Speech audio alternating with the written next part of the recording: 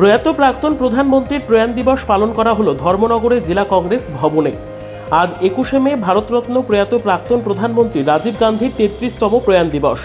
ধর্মনগরে জেলা কংগ্রেস ভবন প্রাঙ্গণে পালন করা হয় প্রয়াণ দিবস। প্রয়াত প্রাক্তন প্রধানমন্ত্রীর প্রয়াণ দিবস পালনে উপস্থিত ছিলেন জেলা কংগ্রেস সভাপতি অজিত দাস, প্রদেশ কংগ্রেস কমিটির সম্পাদক চয়ন ভট্টাচার্য, ইন্দ্রজিৎ পাল, জেলা মহিলা কংগ্রেস সভানেত্রী মানসী মালাকার, জেলা যুব কংগ্রেস সভাপতি জাহাঙ্গীর হোসেন সহ কংগ্রেসের অন্যান্য নেতৃত্বগণ ও কর্মীবৃন্দ। প্রথমে পতাকা উত্তোলন করে জাতীয় সঙ্গীত গাওয়া হয়।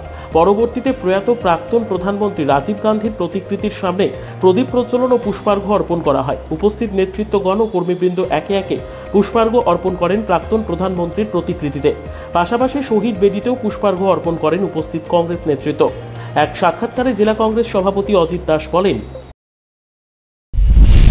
আজকে আমাদের প্রয়াত প্রধানমন্ত্রী আমাদের কংগ্রেসের সর্বোচ্চ নেতৃত্বে ছিলেন। আমাদের ভারতবর্ষের জনগণের প্রাণপুরুষ, আধুনিক ভারতের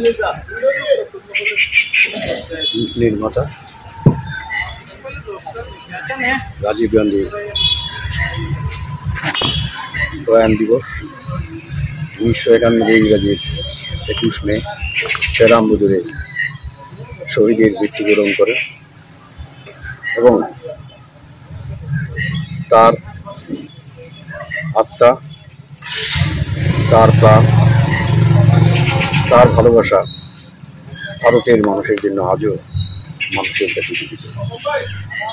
রাজীব গান্ধী অমর থাকবেন, অমর আছেন এবং ভারতবর্ষের মানুষের জন্য তিনি অনুপ্রাণিত প্রাণপুরুষ হিসাবে মানুষের মধ্যেই বেঁচে থাকবেন। নিজস্ব প্রতিনিধির রিপোর্ট, দুরন্ত টিভি।